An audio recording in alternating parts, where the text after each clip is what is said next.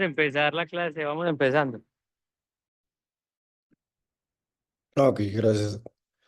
Bueno, pues vamos a comenzar. El día de hoy vamos a ver el tema de endoftalmitis y el síndrome tóxico del segmento anterior, que por sus siglas en inglés conocemos más comúnmente como TAS. Yo soy José Ángel Vázquez Solís, soy R2 del programa de Guadalajara. Primero una disculpa, estoy un poco enfermo de la gripa, por si pauso un poco la presentación para limpiarme los mocasines. Y pues vamos a comenzar. Bueno, primero que nada, los objetivos de la clase es comprender el origen de las patologías ya mencionadas. Número dos, identificar las diferencias y la caracterización clínica de la endoftalmitis y TAS, tanto por separado como también como diagnósticos diferenciales. Entender los pasos a seguir en la consulta para el diagnóstico de endoftalmitis y TAS en pacientes posoperados. Y número cuatro, conocer los aspectos básicos para el correcto diagnóstico y tratamiento de cada patología. Y bueno, vamos a empezar primero con endoftalmitis. La endoftalmitis es una infiltración de un agente infeccioso en las estructuras intraoculares con la consiguiente reacción inflamatoria que afecta los tejidos de segmento anterior y o parte posterior del ojo. Este pues va a ser una complicación posoperatoria que amenaza la visión, que puede ser devastadora para el ojo, puede llegar a la ceguera, va a afectar forzosamente las estructuras internas del ojo. Como dije, va a ser una complicación posoperatoria, pero también puede tener un origen endógeno. Vamos a hablar un poco de las dos. También para complementar un poco la clase que ya nos había hecho el favor el doctor Diego de darnos sobre complicaciones. Vamos a complementar.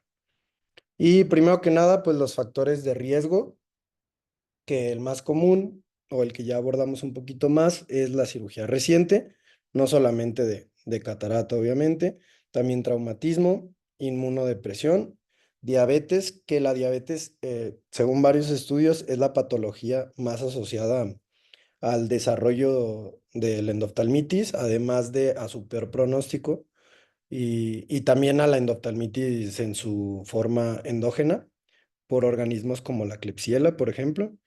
Tenemos también infecciones sistémicas, catéteres permanentes y adicción a las drogas por vía parenteral, entre otros. Vamos a ir abordando un poquito cada uno. Y también, pues aquí está un poco, vamos a hablar un poco sobre la clasificación.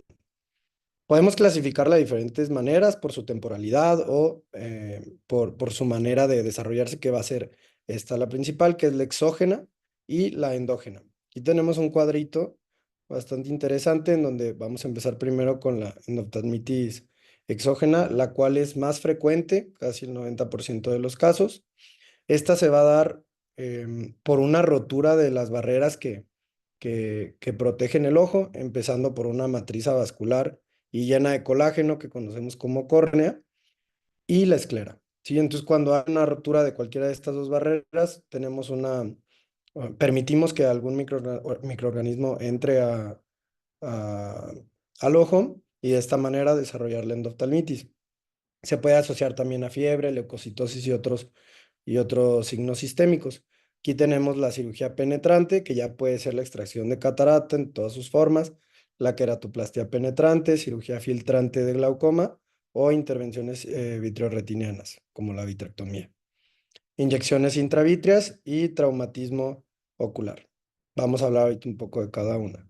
Y en su forma endógena, que endógena quiere decir que, que se va a diseminar de manera hematógena cuando tenemos una bacteriemia y fungemia en la mayor parte de los casos.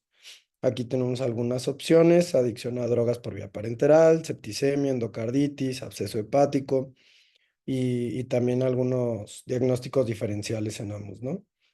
También hay otros factores de riesgo para desarrollar una endoftalmitis endógena, como es las valvulopatías cardíacas o extracciones dentales. Em, También es importante mencionar que en su forma endógena son más frecuentes las endoftalmitis fúngicas que en las exógenas, ¿ok? Y cuando se da de manera endógena, generalmente bacteriana, son por bacterias gram negativas. Y vamos a lo siguiente. Entonces vamos a abordar un poquito cada uno de los tipos. Tenemos aquí la endoftalmitis por traumatismo. Esto siempre va a ser por un traumatismo ocular abierto. ¿Qué quiere decir abierto? Que debe de involucrar el espesor total de cualquiera de las barreras que ya mencionamos, córnea y o esclera, ¿sí? En países occidentales, su incidencia va a ser del 4,2 al 7% de los traumatismos abiertos te van a generar una endoftalmitis. También el principal responsable va a ser los estafilococos. Em, y en algunos casos se puede encontrar una bacteria llamada Bacillus cereus. Este es importante porque en caso de aislar el Bacillus cereus, es prácticamente como que solo se presenta en el contexto de una endoftalmitis por traumatismo. Casi no se ve en otro tipo de endoftalmitis, entonces pues es importante mencionarlo. El origen pues va a ser el objeto penetrante o también los senos contiguos, como puede ser en alguna fractura de órbita que comunique estas dos cavidades. Y el riesgo de desarrollar endoftalmitis va a pasar de 4,27 a 10 a 15% cuando un cuerpo extraño, bueno, cuando más bien cuando todavía hay un cuerpo extraño intraocular o si se demora más de 24 horas en hacer la reparación de estas barreras o la intervención y tratamiento. En lugares rurales, el riesgo de una endoftalmitis va a aumentar hasta el 30% porque casi todos los, los objetos extraños están expuestos a diferentes materiales, tanto biológicos o de diferente naturaleza. Entonces se eleva hasta el 30% el riesgo de desarrollarla. Y en el 46% de estos traumatismos o endoftalmitis van a ser por Bacillus cereus, que ya lo mencionamos. Y en el 42% va a ser polimicrobianas. Entonces, pues va a ser todavía un poco más difícil tratarlas. También se menciona que el antibiótico intravítrea se debe de dar de manera profiláctica o aplicar más bien de manera profiláctica, ya que cuando nosotros aislamos un cultivo por un traumatismo, en un cuarto de las ocasiones se van a aislar diferentes bacterias. Entonces menciona que es mucho más seguro acudir al antibiótico intravítrea. Como curiosidad, también mencionaban algunos estudios sobre proyectiles de alta velocidad, pero mencionaban que en estos hay baja probabilidad de desarrollar endoftalmitis, que se cree que es por un proceso de autocauterización por la velocidad de estos objetos o autoesterilización por el calor y la velocidad. Y pues aquí en la imagen podemos ver una endoftalmitis secundaria a traumatismo en el que se observa un absceso anular corneal que es causado por un trauma penetrante con objeto metálico. Y bueno, siguiente la cirugía de catarata, que es el con el que nosotros pues estamos más familiarizados. Primero, cuando comenzó la cirugía, por ejemplo, de Faco, se creía que había un aumento de incidencia de endoftalmitis por las incisiones en córnea transparente. ¿Sí? Sin embargo, un estudio de Medicare pues encontró que realmente no había significancia en el aumento desde 1994 hasta 2001, ni tampoco de 2001 a 2004, entonces pues esto no está determinado. ¿Sí? La vamos a ver en su forma aguda, que va a ser previo a las 6 semanas y en su forma tardía, ¿no? Que es después a las 6 semanas. Entonces esta va a ser otra manera de clasificarla, pero dentro de la endoftalmitis exógena. Em, Hay un estudio que se llama em, Endophthalmitis Vitrectomy Study, que dice que los principales factores de riesgo para desarrollar una endophthalmitis post cirugía de catarata es una incisión quirúrgica defectuosa o una ruptura capsular posterior. Sí, ahí me equivoqué, disculpe. RCP. Una ruptura capsular posterior porque esto va a permitir que pues, el acceso a microorganismos sea muchísimo más fácil. Los principales culpables de este tipo de endoftalmitis son los estafilococos coagulasa negativos en el 70% de los casos, los estafilococos aureus en casi 10%, estreptococos 9%, enterococos en el 2% y gérmenes gram negativos en el 6%. Ahora, ¿de dónde provienen estas infecciones? Bueno, pues se encontró que en el 68 a 82% de los casos había similitudes en el ADN de las bacterias aisladas del vitrio del paciente infectado con las bacterias comensales que ya existen o que conviven dentro del vitrio y los anexos como párpados, pestañas, conjuntiva, incluso fosas nasales. ¿Ok? Y bueno, tenemos la endoftalmitis tardía, que como ya mencioné, va a ser pues posterior a las 6 semanas. Y el agente causal más común va a ser el Propionibacterium acnes, en el 40% de los casos. Em, en cuanto a las endoftalmitis pediátricas, la incidencia va a ser del 0,07 al 0,16%.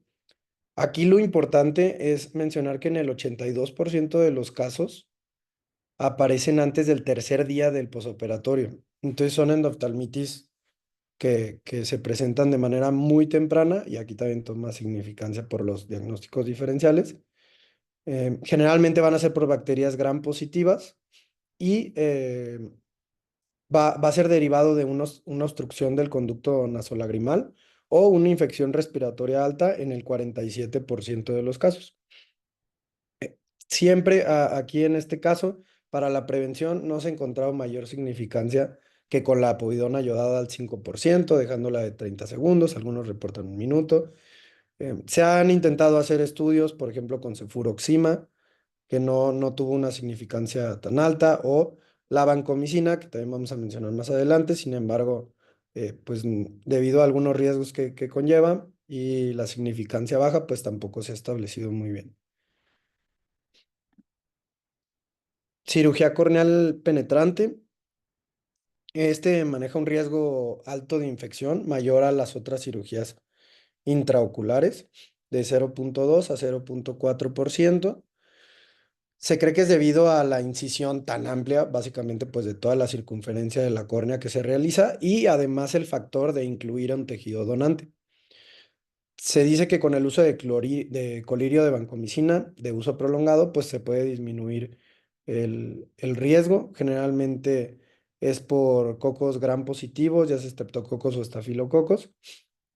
También la queratoprótesis ha mostrado pues un mayor riesgo de 5,4 a 7% que pues, se ha realizado cada vez menos. Y también se espera que vaya reduciendo este porcentaje de endoftalmitis por cirugía de trasplante corneal, debido a que cada vez se utilizan más diferentes técnicas de trasplante como la queratoplastía endotelial, con pelado de membrana de Descemet, entre otras. Em, Sin embargo, también en el 20% de los casos se van a presentar bacterias gram negativas. Y aquí podemos ver una imagen. Es un posoperatorio de apenas 24 horas de queratoplastía penetrante. Podemos ver la hiperemia o la inyección conjuntival bastante importante y sobre todo, no sé si se alcanzan a percibir ustedes, pero menciona pues una celularidad y un flare de 3 cruces. Intervenciones filtrantes de glaucoma. Bueno, aquí la incidencia va a ser de 2,1 a 2,6%. A diferencia de la cirugía de catarata u otras, esta tiende a ser tardía. Em, Hay mayor riesgo en pacientes que tienen diabetes. También se cree que por el uso de antimetabolitos como el 5-fluoracilo o la mitomicina, por ejemplo en la trabeculectomía, aumenta el riesgo. La localización inferior de la ampolla también lo aumenta.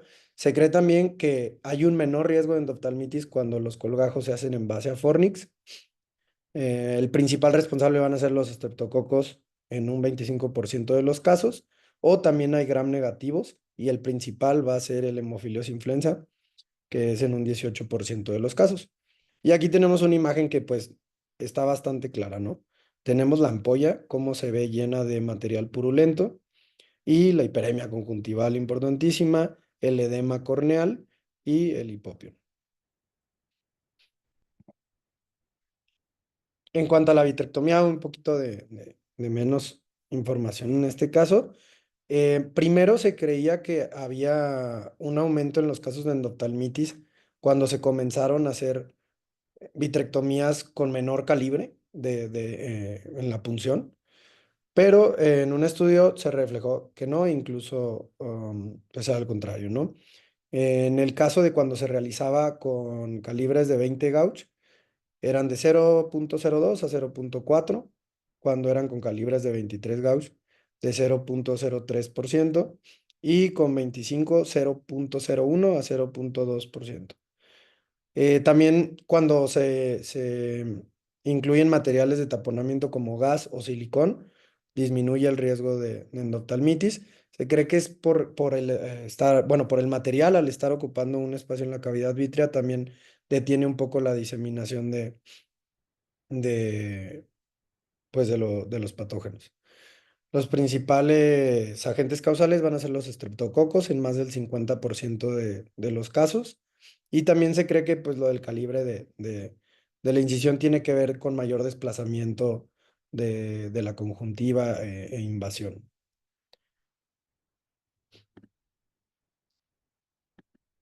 Ok, vamos con las inyecciones intravítreas. Primero, lo más común, que es la triamcinolona y pues los antiangiogénicos que realizamos constantemente. La triamcinolona generalmente provoca una reacción inflamatoria estéril, pero también puede generar endoftalmitis y se cree que es por su función inhibitoria inmunitaria como, pues, como esteroide que es dentro de la cavidad vítrea. Lo va a generar endoftalmitis en un 0,87% de los casos. En el caso de los antiangiogénicos, em, va a ser en un 0,02 a un 0,08% de los casos, que es pues menor. Y hay diferentes factores. Se cree que puede ser a veces por el fraccionamiento de los fármacos, como se puede hacer con el bevacizumab, en el que un solo frasco pues, se puede utilizar en varios pacientes. Sin embargo, esto tampoco ha reflejado mucha evidencia, al menos que ya te vayas a la cuestión de esterilización del material, limpieza del quirófano y todos estos factores que obviamente tienen un papel importante. Generalmente los agentes vienen derivados de la flora comensal, de la orofaringe, y en cuestión de prevención, el antibiótico tópico en la mayoría de las bibliografías te dice que no parece reducir el riesgo de endoftalmitis. Incluso algunos mencionan que pudiera aumentarlo por cuestión de estar utilizando frascos, de impregnar frascos con bacterias, ya sea tanto del paciente, de la vía aérea del paciente, como incluso del médico que lo aplica. Y bueno, vámonos a la endoftalmitis endógena, que como ya mencionamos, pues es una endoftalmitis que se va a generar, digamos, en un ojo intacto o un ojo estable, pero que hay un problema sistémico. Puede ser bacteriana o fúngica principalmente. En la bacteriana, pues va a ser derivada de una bacteriemia transitoria o persistente. En el occidente, la mayoría de los casos van a ser por patógenos gram positivos y en Asia el 70% por gram negativos. Por ejemplo, los gram negativos se relacionan mucho con la Klebsiella pneumoniae que ya había mencionado, por infecciones hepatobiliares simultáneas, de un 47 a 77% de los casos de endoftalmitis endógena. En cuanto a la fúngica, es por una fungemia simultánea. Los principales organismos son Candida albicans y Aspergillus, y es importante realizar un examen oftalmológico bajo dilatación de todo paciente que, por ejemplo, esté internado y que tenga un cultivo positivo de hongos o alguna enfermedad sistémica de hongos. Em, hay que hacer una revisión pronto. Hablando un poco sobre la anatomía patológica y la fisiopatología, a grandes rasgos, todo va a ser en base a liberación de citocinas en el vítreo. ¿Cuáles son estas? El factor de necrosis tumoral alfa, la interleucina 1B, el interferón, que esto va a generar una agregación, señalización de neutrófilos, que va a provocar una inflamación ya sea supurativa o no supurativa, y finalmente una necrosis tisular derivada de la inflamación, al tiempo que se está expuesto a la inflamación, y obviamente pues todo esto tiene que ver con la virulencia del agente que está infectando, ¿no? La agresividad, digamos, de la endoftalmitis. Y aquí pues tenemos una imagen, un corte axial del ojo, en donde en el del lado izquierdo podemos ver aquí la óptica del lente intraocular y acá parte de la asa, ¿no? Y pues muestra pues muchísimo daño tisular por todas partes. Y bueno, yendo un poco hacia la clínica, se manejan como cuatro principales signos o síntomas que vamos a encontrar. Primero va a ser la pérdida de visión, la baja visual de 93% de los casos, la hiperemia conjuntival en el 81% de los casos, el dolor en el 75% de los casos, lo cual es importante, ¿por qué mencionarlo del dolor? Y el edema palpebral también en el 33% de los casos.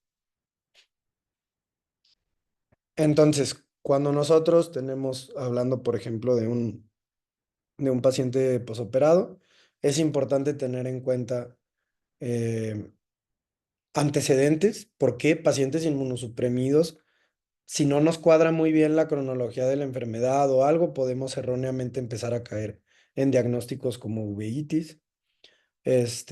Tenemos que tener en cuenta alergias, porque para el tratamiento, muchas veces si tienen alergias a algún antibiótico, hay que valorar el riesgo-beneficio. Hay que ver qué tan grave es esa alergia, como qué tan grave es el organismo o la virulencia del organismo que está atacando, y si vale la pena jugártela o buscar alguna alternativa terapéutica, ¿no? En cuanto a segmento anterior, pues vamos a buscar Seidel, que lo tenemos, por ejemplo, aquí el ejemplo de este ojo que tiene un cierre defectuoso de la incisión. Entonces podemos ver el seidel, que es la salida de humor acuoso, ¿no? Por la córnea, que ya conocemos todos. Vamos a buscar edema corneal, generalmente es un edema difuso, hipopium, como podemos ver también aquí en esta imagen, en diferentes grados. Bandas vítreas en incisión, como podemos ver en esta imagen, que podemos ver cómo va desde la cápsula hacia hasta, bueno, no se alcanza a ver aquí, pero hacia hasta la incisión. Y podemos encontrar placas blancas sobre el lente intraocular. Y sobre todo también cuando no es valorable el fondo del ojo, pues recurrir al ultrasonido, que también lo vamos a mencionar un poquito más adelante. Aquí tenemos otras dos imágenes estas son dos endoftalmitis agudas, pero en diferente presentación, ¿no?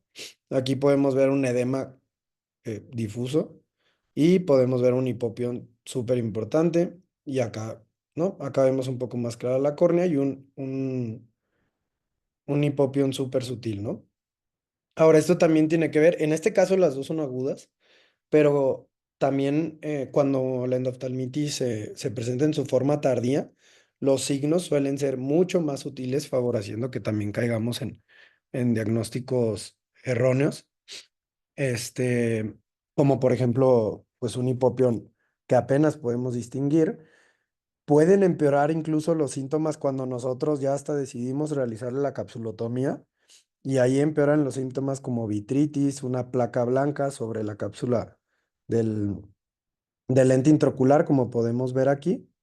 Esa es una placa blanca en la cápsula, en una endoftalmitis por Propionibacterium agnes, que concuerda, ¿no? Que quedamos que era el principal en endoftalmitis tardías.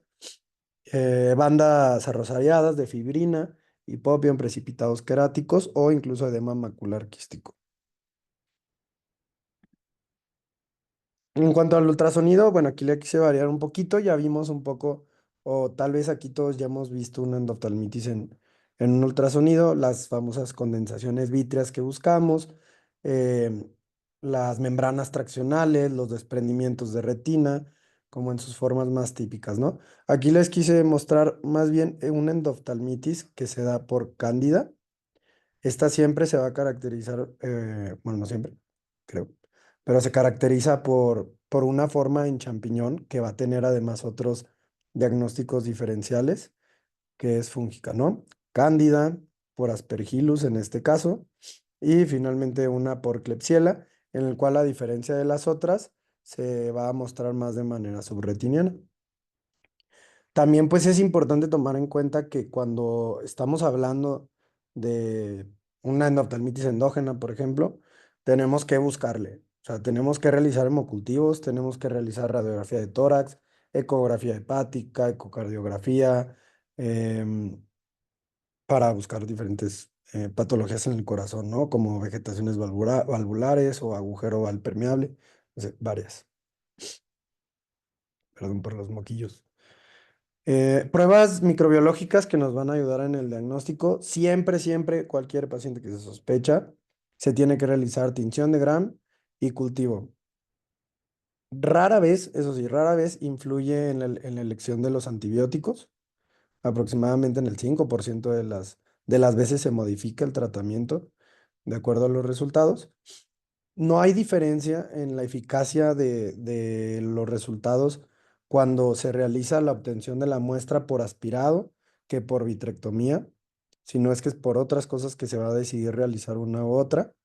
Se debe realizar en medios aeróbicos, anaeróbicos y hongos. La muestra se va a obtener por paracentesis de humor acuoso, aspirado de vitrio o vitrectomía. En el 41-42% de las veces se va a obtener pues ya una diferenciación mediante la tinción de Gram y en el 66 a 69 mediante cultivo. Si se sospecha de, de, de un agente como el que ya mencionamos de una endoftalmitis tardía, se debe de indicar al laboratorio de microbiología pues que se incube el cultivo durante mínimo 14 días. ¿Por qué? Porque estos tardan en mostrarse, entonces podemos llevarnos ahí un falso negativo.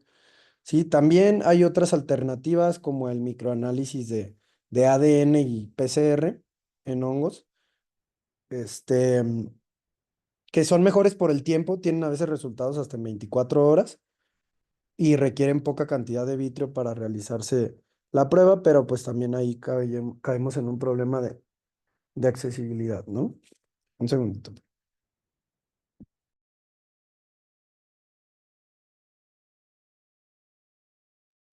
Ya, perdón.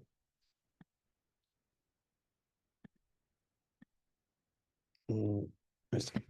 Ok, bueno, en cuanto al tratamiento, va a haber tres pilares que va a ser los antibióticos intravítreos, la cirugía y tratamiento general o sistémico y los corticosteroides. En cuanto a los antibióticos intravitreos, durante mucho tiempo se manejó que los primeros antibióticos o de primera línea iban a ser la vancomicina y la ceftazidima. Sin embargo, la vancomicina ya ha caído más en polémicas por sus efectos secundarios. Se han encontrado casos que se han reportado vasculitis hemorrágicas, toxicidad retiniana, entre otras cosas, ¿no?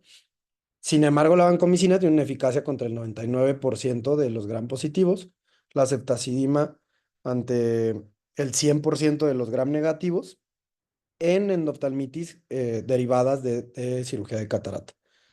Hay que evitar, por ejemplo, medicamentos intravitreos como la gentamicina por antecedentes de infarto ocular, la amicacina y tobramicina por toxicidad macular. En la cuestión de los corticosteroides, estos sí pueden ayudar a limitar el daño tisular, pero contra organismos muy específicos como Staphylococcus, em, Streptococcus epidermidis, y uno que otro por ahí que se me está olvidando ahorita. Las pseudomonas es un caso que a pesar de que no es tan común, va a mostrar una resistencia casi en el 78% de los casos. Las fluoroquinolonas como el levofloxacino y el gatifloxacino tienen buena eficacia excepto contra bacterias como las pseudomonas y los enterococos. Y en el caso pues de los hongos, hay muchos medicamentos que se pueden utilizar como el fluconazol, voriconazol, ketoconazol, anfotericina B, o incluso combinados. Se han visto también buenos resultados de voriconazol combinado con anfotericina B, por ejemplo.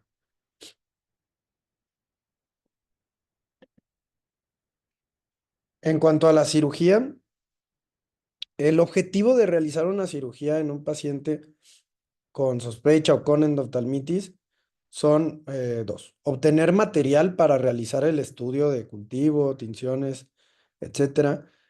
Y también eliminar los detritos o todos los restos que al final de cuentas solamente van a favorecer la inflamación. El resultado microbiológico, como les dije, solo va a modificar el tratamiento en 5% de los casos. Es muy importante también comenzar con un tratamiento pues empírico.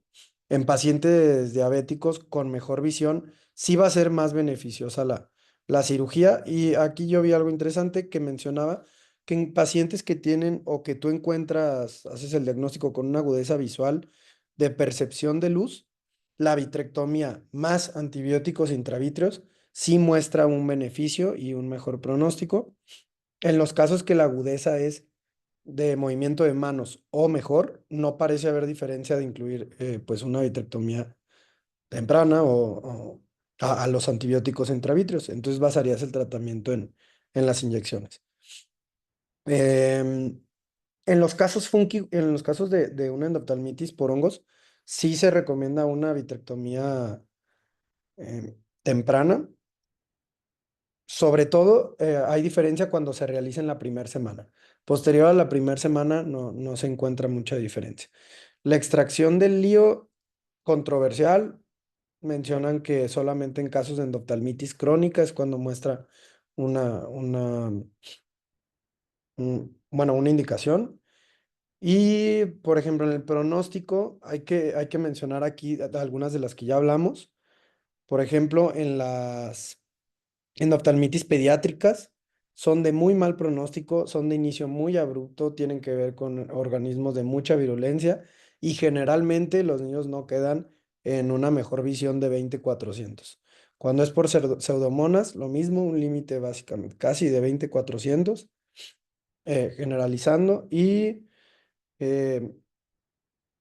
y ya, bueno, eso es lo más importante aquí. Ah, bueno, en caso de endoftalmitis tardías, por ejemplo, por Propionobacterium agnes, por ser tardía, sí reporta un mejor pronóstico. Pueden llegar hasta un 20/100 después de realizar el tratamiento. Y bueno, ya sin más por ese tema, vamos a pasar al síndrome tóxico del segmento anterior, o conocido como TAS. Aquí, pues, la verdad es que está bastante breve. Me voy a basar más como en los puntos clave en el diagnóstico y características clínicas que tenemos que tener bien en cuenta para realizar un buen diagnóstico o mínimo tener la sospecha y derivar al paciente donde tenemos que derivarlo de manera oportuna. En los puntos claves, habla mucho sobre las técnicas de cómo limpiar el material, de cómo es tan variable los cuidados que debes de tener con el material y un quirófano en donde se realizan cirugías de intraoculares que un quirófano normal. Pero bueno, eso es un mundo. La principal razón por la que se genera un síndrome tóxico del segmento anterior va a ser pues, algo mal hecho en la limpieza y esterilización del instrumental quirúrgico. Segundo punto clave es que se deben de seguir todos los protocolos establecidos para la preparación del material, espacio e insumos quirúrgicos. Se debe de identificar la causa inmediatamente después del diagnóstico para evitar otros casos. Y pues finalmente la diferenciación temprana entre TAS y endoftalmitis, que es fundamental para el pronóstico del paciente. Como introducción, el primero en describir este término fue Monson, junto con otros autores en 1992, cuando reportaron 3 casos de inflamación intraocular posoperatoria temprana y además todos con cultivos negativos, ¿no? Va a ser una complicación posoperatoria de la cirugía intraocular, que se va a dar en el 0,22% de los casos. También tiene el potencial de amenazar la visión y de provocar ceguera en dado caso que no se realice un buen diagnóstico y tratamiento oportuno. Y se realizó como un grupo de expertos que formaron un organismo llamado OICS, que significa Ophthalmic Instrument Cleaning and Sterilization Task Force. ¿Sí? Em, Estos le dieron la definición como va a ser una inflamación aguda y estéril como respuesta a una sustancia tóxica en la cámara anterior, posterior a una cirugía. También estos fueron los que determinaron todos los protocolos de los cuidados que se debe llevar sobre el instrumental quirúrgico antes de la cirugía. Y bueno, en cuanto a la etiología, al ser pues una sustancia tóxica que entra al ojo, los más importantes van a ser los detergentes enzimáticos, endotoxinas bacterianas, dispositivos de viscoelástico desnaturalizados, medicamentos, por ejemplo aquí la gentamicina, que ya la mencionamos, el bevacizumab, em, también preservantes como el cloruro de benzalconio. Ha habido casos en los que se pone algún tipo de, de gel o de ungüento en pacientes que tienen alguna herida abierta y provocan una endoftalmitis, ay, perdón, un TAS al entrar a la cámara anterior y soluciones intraoculares no compatibles con el tejido ocular. En las consideraciones clínicas, aquí pues para mí es lo más importante en el diagnóstico diferencial con una endoftalmitis, el tiempo, ¿no? 12 a 48 horas es cuando se va a presentar. Inflamación enfocada en el segmento anterior. Aquí como nos vamos a poder apoyar, por ejemplo, como le dijimos, con un ultrasonido, si lo tenemos a la mano o pedirlo, hay que descartarlo. Incluso siempre cuando la presentación clínica parezca un TAS, tienes que descartar una endoftalmitis. Un ultrasonido, cuando menos, sí o sí. Entonces, tinción de Gram y cultivo, que por supuesto van a ser negativos. Y también iniciamos el tratamiento y va a tener respuesta a los esteroides tópicos. Y bueno, esperen, ¿cuántos R1 hay aquí? A ver si somos muchos. Va a haber 4 imágenes de signos clínicos de un TAS. Y el primero, R1, de preferencia, bueno, no, R1, que levante la mano y diga los 4. Están súper fáciles, súper fáciles. Así que levántela luego, luego. El primero que levante la mano y diga los 4 se va a ganar el día de hoy unos camperitos.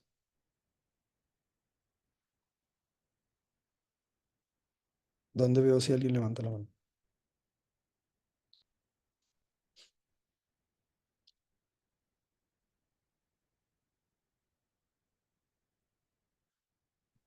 Hola, no se escuchó la pregunta, es que ando ahí con problemas del audífono. Ah, no, ¿no se escuchó? Sí, se Bueno, escucha. no, sí, yo no. A ver, ¿ahorita me escuchan bien? Excelente. Ok, Sí, el a ver, primero. Dani, Tania, veo que ahí escribieron, a ver, y Vero en el chat. Abran sus micrófonos, muchachas, y comenten los signos. No, no puedo dar 4 camperitos. Hola. Ay, perdón. Ay, ¿cómo le vas a Creo que ya habían puesto hipopion, el otro puede ser edema corneal.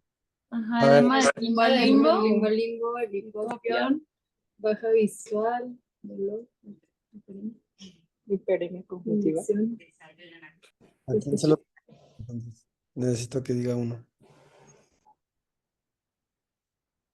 ¿Cómo? ¿Se escucha? Primero, Ángel, Ángel, sí. ¿no te refieres a la inyección conjuntival, precipitado retrocreático, edema y opacidades vítreas? En la primera imagen hay uno más importante. Bueno, no más importante, pero el objetivo de la imagen. Sí, sí tiene hiperemia conjuntival, pero algo más importante. Inflamación fibrinosa. Mm, sí. ¿Otro? En la primera imagen, seguimos. Al menos que a uno lo quiera decir todo sin equivocarse, si no nadie se va a llevar los camperitos. La condensación vítrea, ¿no? No,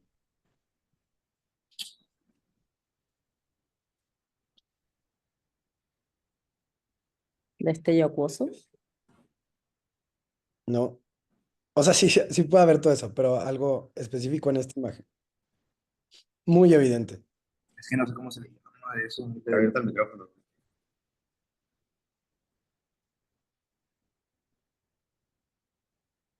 No, nadie se los va a llevar. Vitritis. Coméntele. Es que Vitritis progresiva. No, Ok, perdón. si le agregas el progresiva a la vitritis, no lo va a hacer correcto, Edwin. Vitritis. Sí, progresiva. Bueno, pues no. Era. A ver, ¿y un R2?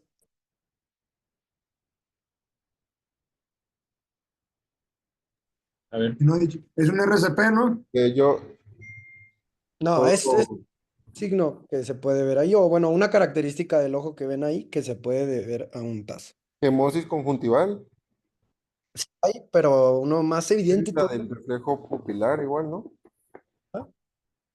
Puede haber defectos pupilares, puede haber midriasis, exacto. Ese era el objetivo de esa imagen. Exactamente. Y disminución de la agudeza visual también, y había hipopio en la otra imagen. Ok, en esta, ¿qué es? ¿En dónde? Edema de limbo a limbo. Ajá. No, ajá, Opacidad corneal. Edema de limbo a limbo. edema del limbo limpio. Esta, pues también es evidente. ¿Qué son? Infiltrados retroqueráticos. No, No, el edema corneal. no, en este. Trío. Ah, de- ya. Ya, ¿Sí te ve mi apuntador? Sí, sí, sí se ve. vitritis, ¿no? Son pliegues Ah, pliegues estromales, ¿no? de DSM. Y bueno. Y el último, pues ya, ese está súper evidente, ¿no? Ojo Hipopio. rojo. Ah, hipopio. El hipopio. ¿Qué vamos a hacer con los camperitos? Yo pensé Bueno. que ojo seco.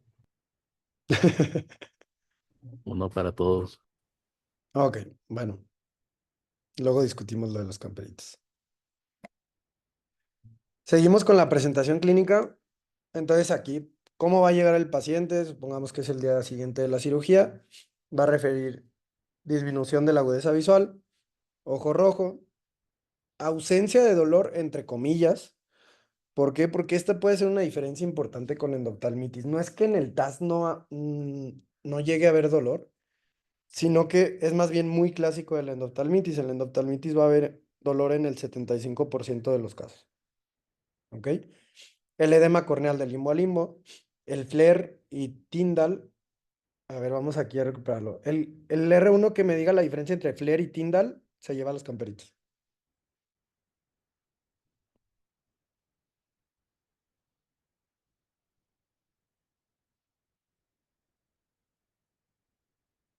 ¿No? Sí, aquí A ver. la celular, digo, el Tyndall es celularidad y el flare es como Proteína, ¿no? o sea, ajá, como La luz. opacidad. Con el haz de por- luz, o sea, es el fenómeno que se ve con el haz Ajá. de luz. Exacto, ese es. Así es. Tyndall es la O sea, el celularidad. Tyndall es Flare es- celularidad y el flare es proteínas, ¿no? Presencia de No, el proteínas. flare es la dispersión de luz. Pero somos Sí, tres. ah, somos tres camperitos. Digamos que, digamos que sí. O sea, el flare va a ser más como esta turbidez del humor acuoso derivado a una ruptura de la barrera hematoacuosa y proteínas. Y el Tyndall es como tal células inflamatorias volando en el humor acuoso. ¿Ok? Sí, Shemil lo dijo, según yo. Sí, sí. Ahorita me dicen quién fue. Y bueno, el hipopion, que ya lo vimos, ya lo conocemos, en diferentes grados. También puede o no haber hipopion en el TAS. Defectos del iris y defectos de la pupila. Y glaucoma, porque glaucoma puede ser, no es que sea un hallazgo, un signo clínico del TAS, pero o bueno, esta cascada inflamatoria que se desarrolla en la cámara anterior va a hacer un daño a la malla trabecular y puede derivar en un glaucoma que además va a ser difícil, refractario a tratamiento y pues de difícil tratamiento, vaya. Por eso lo puse así para mencionarlo. En cuanto al tratamiento, lo más importante es el inicio precoz del tratamiento. El pilar del tratamiento, pues van a ser los corticosteroides. El objetivo del tratamiento va a ser silenciar la respuesta inflamatoria y limitar el daño tisular, ¿sí? Además, pues esto, las complicaciones a largo plazo, que es de evitar la descompensación corneal, el glaucoma secundario y el edema macular. El tratamiento indicado, pues es acetato de prednisolona al 1% de cada 1 a 2 horas. Ha mostrado buena eficacia. En su efecto, si no tenemos, comenzar con dexametasona al 0,1, no, perdón, 0,1%. También los AINES tópicos para evitar el edema macular cistoide. También es importante entender que debemos evaluar al paciente pocas horas después de iniciar el tratamiento, porque además empiezan a mejorar también de manera importante. Entonces también para su tranquilidad. En casos complicados se puede dar tratamiento de prednisolona vía oral hasta 40 miligramos al día en los casos severos. El lavado de cámara anterior está ahí medio controversial, solamente se menciona que en casos cuando haya residuos, o sea, cuando haya material residual de algo dentro de la cámara anterior, se puede indicar el lavado, el tratamiento vía oral e intracameral también, y antibiótico de amplio espectro en casos que también estés como sospechando un proceso infeccioso. Se debe dar antibiótico, mencionan como profiláctico, si existe esa duda. Hay algunos estudios que mencionan el activador del plasminógeno intracameral, que en un estudio en el 90% de los casos hubo una resolución de las membranas inflamatorias, pero pues también no es tan de sencillo acceso, ¿no? Y en cuestión al tratamiento y seguimiento hay que tomar en cuenta algunas cosas. Un seguimiento estrecho durante días consecutivos, ir viendo la mejoría y poco a poco después puedes ir aplazando con el uso de los corticoides. La PIO va a ser fluctuante, generalmente se menciona que va a ser una PIO elevada, pero también en la literatura dice que al principio, cuando está comenzando el cuadro, puedes encontrar una presión intraocular disminuida. Entonces hay que llevarla monitorizada. Vaya. Y para detectar pronto el daño o el daño que puede generar una presión alta para un glaucoma secundario, ¿no? Obviamente. Realizar biomicroscopía especular para ver qué tanto daño se ha hecho al endotelio de la córnea. Y la gonioscopía, pues para ver la integridad del ángulo de la malla trabecular, sobre todo también para evitar el glaucoma secundario. Y pues ya es todo. Yo no soy muy creyente, pero el Papa Francisco trae buenas frasecillas, además es futbolero y pambolero, y pues esta me gustó. Y dice, les pido que sean revolucionarios, tengan el coraje de ir en contra de la corriente, tengan el coraje de ser felices. Y ya. No sé si alguien tiene alguna duda, alguna aportación o algo por el estilo. Muy Buenas bien, Doc. tardes. Vamos, dale. ¿Va a hablar, Doc? ¿Qué tal? ¿Qué más, Yo no Doc? sé. ¿Cómo estás? Dale tú, Jonathan. Yo porque no había No, escuchado. Dale tú. Hola, listo. tarde, estamos todos conectados hoy. Dale. Qué bueno, saludos por allá. Saludos. No, doctor, muy buena la clase. Varias cositas como que usted ya las mencionó, pero que es importante recalcarlo. Importante hacer el diagnóstico temprano. Importante que tempranamente descartemos si es un TAS o un endoftalmitis, porque eso va a depender la evolución y el pronóstico.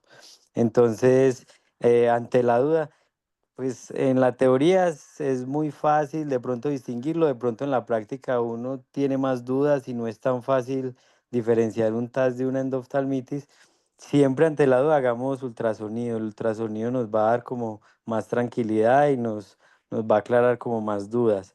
El TAS casi siempre, lo más importante es la prevención. Entonces casi siempre es por un mal lavado del instrumental, por no quitarnos adecuadamente el talco, por estar entrando instrumentos o medicamentos a la cámara anterior y el tiempo quirúrgico. Entonces, entre más tiempo quirúrgico, pues va a haber una reacción inflamatoria mayor y eso va a predisponer a un TAS.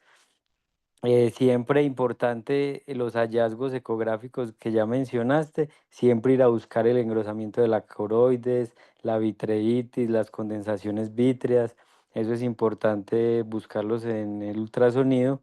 Eh, y ante la duda, pues trátelo como un endofta que para el paciente pues va a ser mejor. Siempre que sospechemos TAS, empiece esteroides fuertes, no dexametasona, sino prednisolona de una cada hora.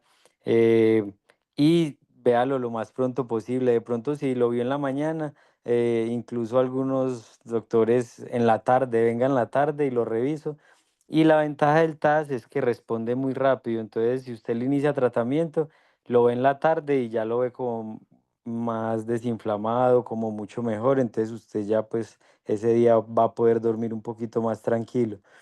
O si no, al día siguiente, pero que sea pues un seguimiento estrecho, que no vaya a ser que lo cite a los 2 o 3 días, tiene que ser un seguimiento estrecho y mientras esté con la duda o con el tratamiento, pues casi que diario los controles y el seguimiento en estos pacientes. No sé si el doctor Izaguirre o la doctora Mesa tienen alguna otra cosa que aportar. Sí, muchísimo cuidado en el preoperatorio, mucha limpiar las pestañas, la caritis, pues es causa de endoftalmitis. Bueno, ahorita estamos hablando de TAS, pero voy a regresar a endoftalmitis. He visto yo que la limpieza con Bisclar y Lid Clean es muy buena. Limpiar las pestañitas con una gasita bien mojada con estas sustancias limpia bastante rápido las pestañas. Entonces sí que el paciente sea evaluado pre-op para limpiar pestañas, ¿verdad? Eh, Siempre ha sido controversial el uso de antibióticos previos, pero yo los he utilizado y en mis casos pues no he tenido endoftalmitis, así que pienso yo que es una buena práctica. Yo dejo Sofixin, una gota cada 4 o cada 6 horas, 5 días antes de la cirugía y veo que estén bien las pestañas y todo. Entonces, entrar a la sala de operaciones con un ojo limpio no es suficiente solo el yodo. Incluso a veces uno limpia con yodo las pestañas y no se limpian del todo. Entonces, la limpieza de las pestañas previa, importantísima, ¿verdad? En cuanto a cuando ya tiene la endoftalmitis que ya arrancó, son tan tóxicos las endotoxinas de las bacterias como los antibióticos, ¿verdad? Pero pues por lo menos los antibióticos matan a la bacteria. Si no responde rápido, 24 o 48 horas, piensen en la vitrectomía. Incluso he visto yo que ya más de 48 horas la toxicidad de las bacterias ya ha sido bastante fuerte, bastante severa sobre las células de la retina. Y la retina pues ya tiene un proceso inflamatorio instaurado. Recordemos que esta es una inflamación de todo, ¿verdad? Tenemos inflamación de la uvea, inflamación de la retina, inflamación del nervio óptico, tenemos neuritis, retinitis, corioretinitis, segmento anterior con uveitis, todo. La reacción de la endoftalmitis es una inflamación generalizada en el ojo y aunque a veces logremos sacar el ojo con antibióticos y logremos que el globo quede ahí, siempre los pacientes pueden quedar con muy mala visión. Ya después de 3 días de una endoftalmitis, el ojo ya va a tener mala visión porque hemos logrado sacar pacientes y sus ojitos ahí están, o sea, no se fueron a tisis y no hubo que hacer enucleación, pero no miran, ¿verdad? Entonces, el caso de una endoftalmitis es severo, sí deja un daño marcado en el ojo del paciente, ¿verdad? A veces uno logra poner los antibióticos súper a tiempo y puede ser que salgan en 3 días con el antibiótico y puede ser que lo que haya habido es un TAS, porque las endoftalmitis sí hacen bastante daño, dan retinitis, ¿verdad? Entonces el tejido retiniano va a quedar muy dañado, la mácula, los desprendimientos de retina que se llaman maculares, ¿verdad? Bueno, entonces endoftalmitis lo mejor es prevenirla. Ya cuando uno tiene el paciente instaurado con endoftalmitis, el cuadro es muy difícil de manejar, ¿verdad? Entonces, hagan lo posible porque operen un ojo súper limpio. Antes de meterse a cirugía, revisen bien el ojito. Y en cuanto al TAS, pues si ya tienen ustedes una membranita inflamatoria ahí enfrente del lente intraocular o en la pupila, en general eso se asocia bastante con el TAS, ¿verdad? Digamos, en jornadas utilizamos a veces en la esterilización de los equipos, solo utilizamos alcohol 10 minutos y acetona 1 minuto y después lo lavamos con suero y esto puede generar TAS. Tal vez de unos 20, 30 pacientes vas a tener unos 4 o 5 con TAS. Lo bueno es que En general es por los medicamentos, por las sustancias que usamos para esterilizar. Entonces, dependiendo mucho de las sustancias que usamos para esterilizar, así va a ser el TAS. Entonces, sí es más frecuente cuando se usan estos químicos que son un poco fuertes, ¿verdad? Entonces, eso nada más quería agregarles. La doctora les va a agregar. Sí, muy bien, chicos. Me parece que la presentación, doctor José, estuvo muy buena. Siempre es importante recordar que al momento de hacer un diagnóstico de endoftalmitis, hay que pensar en tratamientos rápidos. Mientras más rápido sea el tratamiento, será mejor el pronóstico visual del paciente dentro de lo que cabe, claro está. Entonces, sí he visto bastante literaturas que recomiendan de que este tratamiento se haga en los primeros 7 días.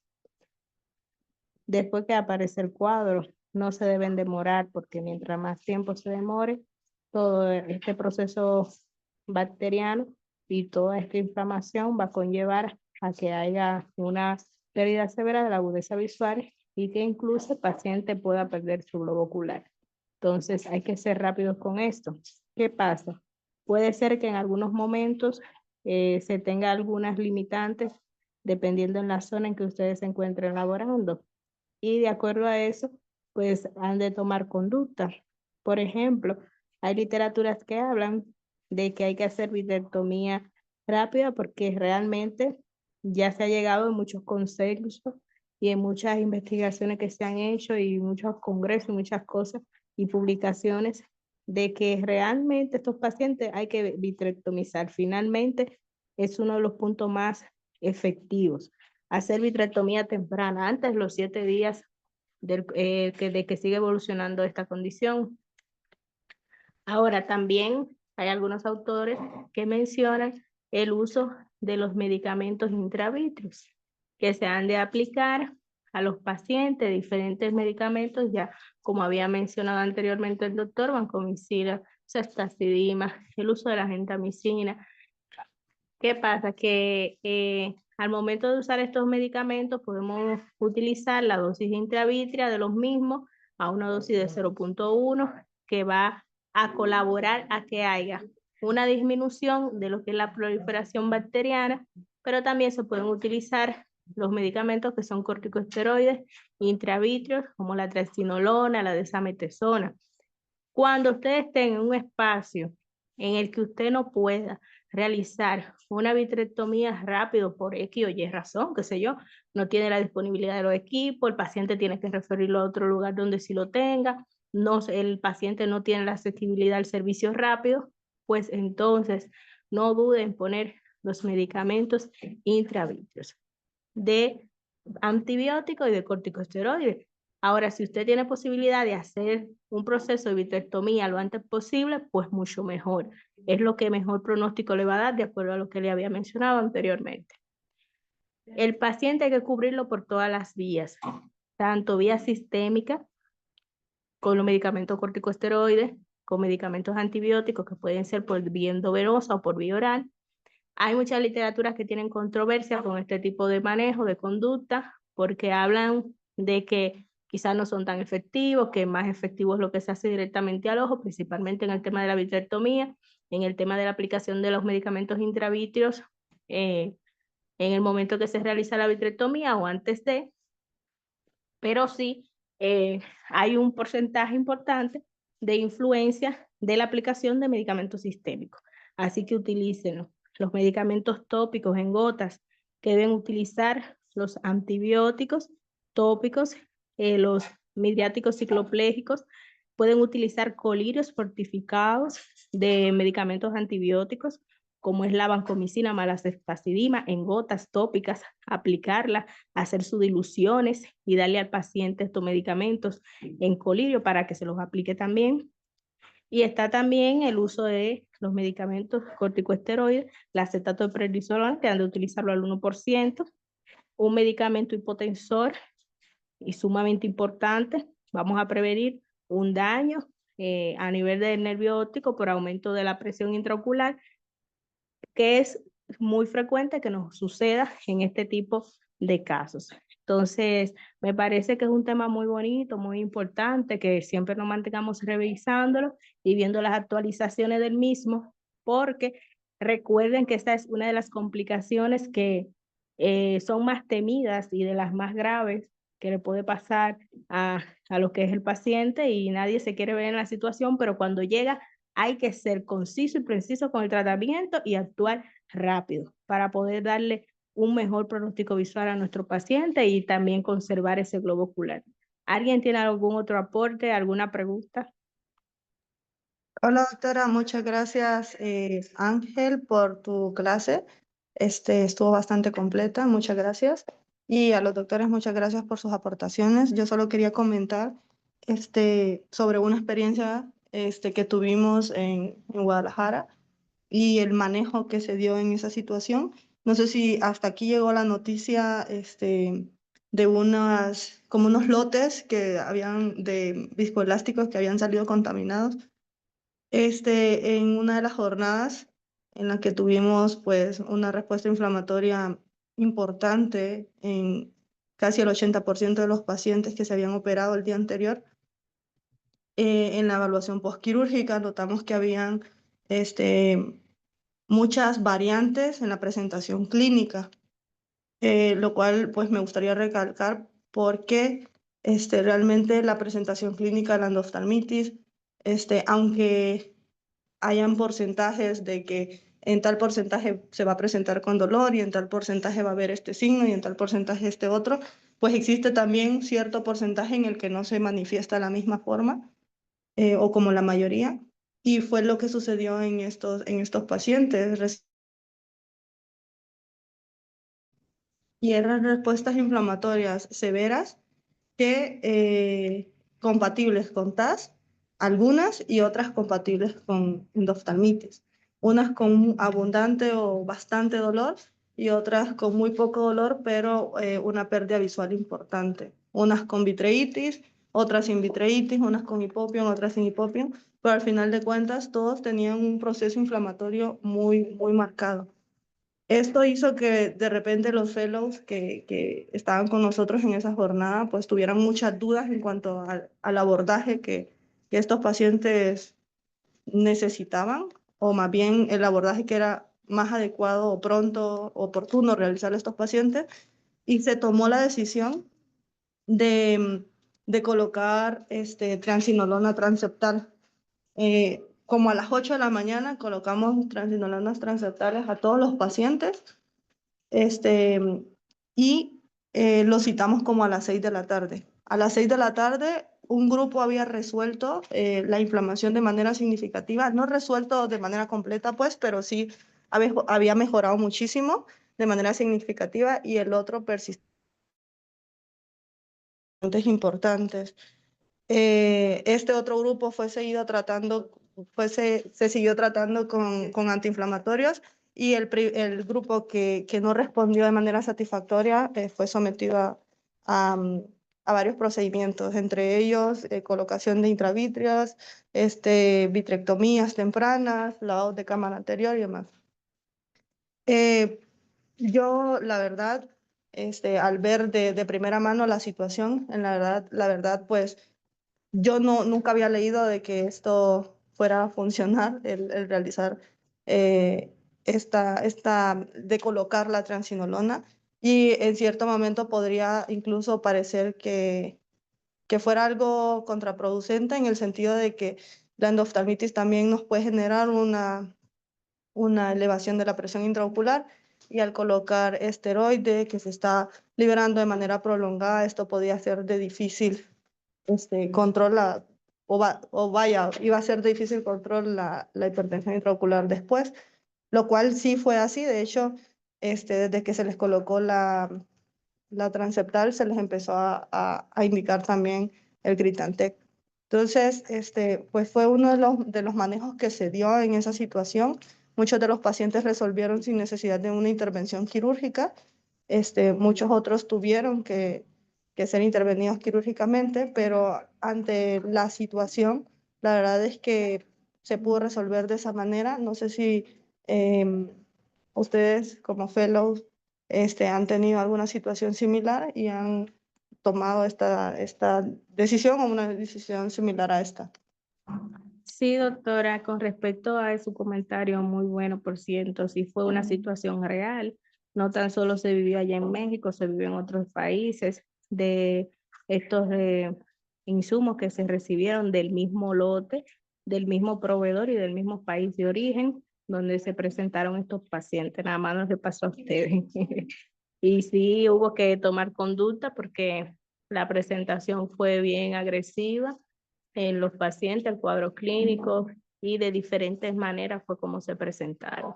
Mira, con respecto al uso de corticosteroides, sí tienen su efecto secundario de aumento de presión intraocular, igual que otros medicamentos que tienen sus efectos secundarios en todo lo que conlleva los tratamientos a nivel de lo que es el globo ocular, pero tengan siempre presente algo.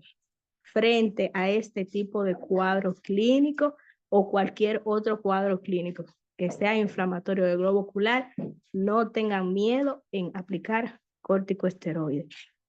Aunque suba la presión intraocular, no importa, pongan su medicamento hipotensor y avance. No le den tiempo a que la inflamación se les lleve el globo ocular, porque la inflamación es bien cruda, bien ruin con el globo ocular y se los lleva porque se los lleva. Así que no tengan miedo, no tengan pena, avancen de su tratamiento como dicen las literaturas y apliquen sus medicamentos hipotensores y traten de sacar a su paciente de los cuadros inflamatorios, porque eso sí es verdad que no tiene piedad con el globo. Así que nada, si alguien más quiere comentar algo o preguntar.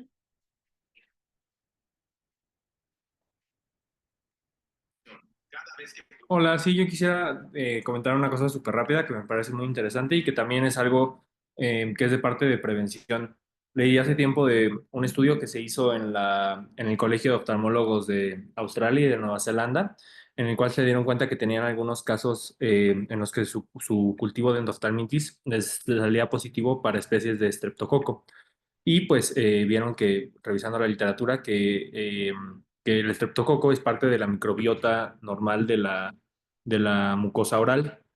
Entonces, se pusieron estrictos con el uso del cubrebocas e incluso pues sacaron nuevas guías en las cuales ya ponían que el uso del cubrebocas, perdón, bueno, esto era para la colocación de antiangiogénicos. Esto no eran cirugías de catarata, era la aplicación de antiangiogénicos.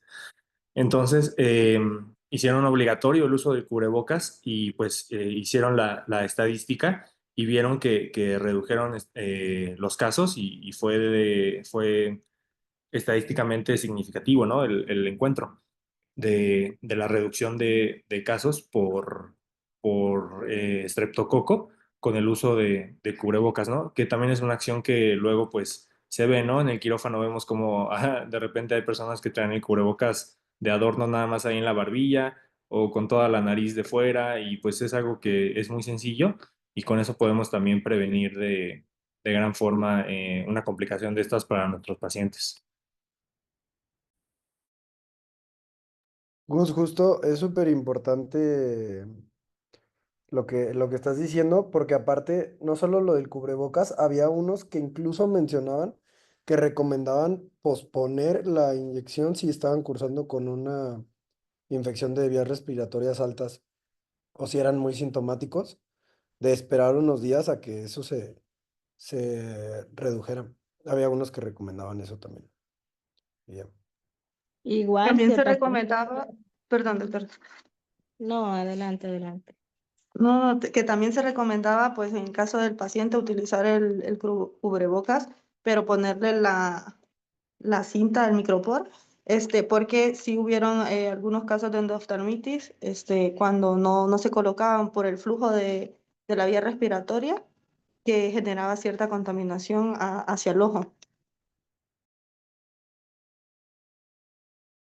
Cuando le toque operar a usted o asistir a nivel de un centro hospitalario en que ya el listado de captación de los pacientes tenga mucho tiempo que ese paciente se evaluó y se programó para cirugía, qué sé yo, 1 mes, 2, 3 meses, 4 meses, 5 meses, como hay muchos pacientes que llegan solamente a operarse. es importante tomar como medida preventiva, hacer antes de comienzo del turno quirúrgico, tener un personal que pueda verificar lo que es la presencia de secreciones a nivel de fondo de saco, de blefaritis, de pacientes que estén cursando con canaliculitis, con cualquier infección a nivel de lo que es la vía lagrimal. Recuerden que cualquier cuadro infeccioso que pueda aparecer en superficie, vía lagrimal, ¿no? Pues tiene que ver también con enfermedades sistémicas, puede colaborarnos a nosotros a tener un proceso de endoftalmitis final. Así que hay que tener precaución en todos los sentidos. Todos sus comentarios han estado fenomenal, muy buenos, porque sí, es mucho lo que hay que ver para prevenir este tipo de condiciones clínicas.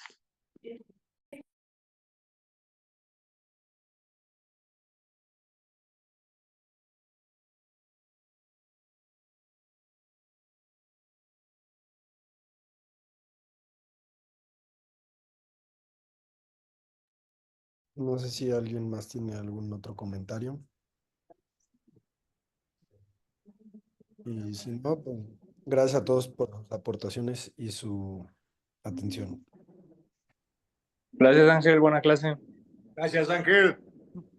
Gracias, que estén bien, tengan buenas noches. Gracias. Buena clase, Ángel. Gracias.